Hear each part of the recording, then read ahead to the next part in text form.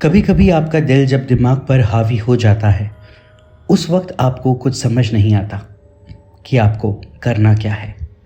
ऐसे वक्त में अगर कोई आफत आपकी जान पर बन जाए तो आप क्या करेंगे। नमस्कार दोस्तों, मेरा नाम है विक्रम और आप देख रहे हैं डर का सफ़र।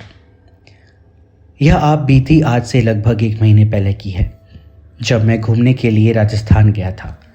यहाँ मैंने शहर से हटकर एक रिजॉर्ट को बुक किया था। इस रिजॉर्ट के आसपास काफ़ी दूर दूर तक एक भी घर नहीं था। यहाँ तक कि इस रिजॉर्ट तक पहुँचने के लिए काफ़ी सुनसान रास्तों से होकर आना पड़ता था, जो कि हर किसी के बस की बात नहीं थी। उस रात को मैं घूमकर अपने रिजॉर्ट में रात के 9 बजे पहुँचा। उस पूरे रिजॉर्ट में मेरे अलावा सिर्फ एक रसोइया था। मैंने 10 बजे तक खाना पीना खाकर सोने जाने का विचार किया। वह रसोइया भी उस रिजॉर्ट के कैंपस में ही बने क्वार्टर में सोने चला गया। रात के लगभग 1 बजे दरवाजे के ज़ोर ज़ोर से खटखटाने की आवाज़ आई। मैं काफ़ी गहरी नींद में सोया हुआ था, जिसकी वजह से पहले मुझे तो लगा कि मैं कोई सपना देख रहा हूँ, लेकिन यह आवाज़ बार बार आने लगी। इसके बाद मेरी नींद खुल गई। मैंने दरवाज़ा खोलकर देखा तो वहाँ कोई भी नहीं था। आधी रात होने के कारण मैं वापस दरवाज़ा बंद करके सोने चला गया। लगभग 5 मिनट बाद वह आवाज़ अचानक से फिर आने लगी। मैंने दरवाज़ा खोला तो वहाँ पर एक लड़की खड़ी हुई थी, जो कि बेहद ही घबराई हुई लग रही थी।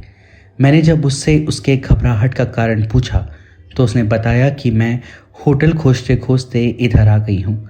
क्या इस रिजॉर्ट में मुझे रहने के लिए कोई कमरा मिलेगा? मैंने कहा कि नहीं, यहाँ कोई कमरा नहीं है, आप कोई दूसरा होटल देख लीजिए। मेरे मना करने के बावजूद वह लड़की बार बार वहीं रहने की जिद करने लगी। लेकिन मेरे बार बार मना करने के बाद वह लड़की वहाँ से जाने के लिए तैयार हो गई। अभी वह लड़की 10-15 कदम ही आगे बढ़ी होगी कि अचानक से पलटकर फिर से मेरे पास आई और कहने लगी कि काफ़ी डर लग रहा है, बाहर मेरी कार खड़ी है, आप मुझे वहाँ तक छोड़ दीजिए। मैं उस समय दिमाग से नहीं सोच रहा था और उस लड़की के कहने पर उसको बाहर तक छोड़ने को तैयार हो गया।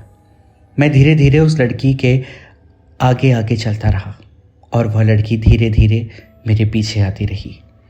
थोड़ी दूर चलने के बाद ही अचानक से उस रिजॉर्ट की रसोइये ने मुझे रोकने के लिए काफ़ी ज़ोर से आवाज़ दी।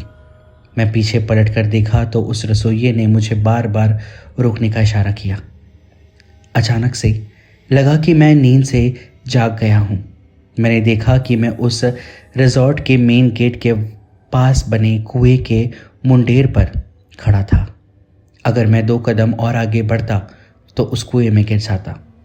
पहले तो यह देखकर मैं काफ़ी डर गया था, लेकिन फिर मैं जल्दी से कुएं के मुंडेर से नीचे उतरा। मैंने आसपास देखा तो वहाँ पर कोई भी लड़की नहीं थी।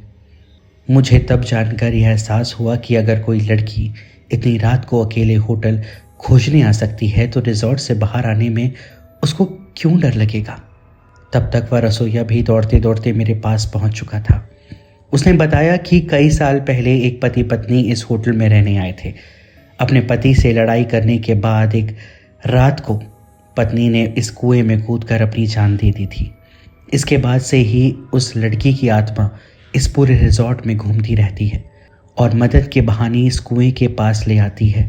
यह सुनकर मेरा दिमाग तो सुन हो गया। मुझे अभी तक इस बात पर विश्वास नहीं हो रहा था कि अभी थोड़ी देर पहले ही जिस लड़की से मैंने बात कर रहा था वह एक आत्मा थी। थोड़ी देर उस रसोइये के साथ बैठने के बाद जब मैं सामान्य हो गया तब अपने रूम में जाकर सोने की कोशिश करने लगा। काफ़ी देर तक मुझे नींद नहीं आई, लेकिन मुझे कब नींद आ गई इसका भी पता नहीं चला। जब मेरी नींद खुली तो दोपहर के 1 बज रहे थे। मुझे वहाँ अब कुछ भी अच्छा नहीं लग रहा था। मैंने जल्दी से अपना सामान पैक किया और वहाँ से शहर की तरफ निकल पड़ा। तो दोस्तों, ये कहानी आप लोगों को अगर पसंद आई हो तो इस वीडियो को लाइक ज़रूर करें, चैनल को सब्सक्राइब करना बिल्कुल ना भूलें। तो मिलते हैं फिर किसी नई भूतिया कहानी के साथ। तब तक के लिए डर का सफ़र जारी रहेगा। धन्यवाद।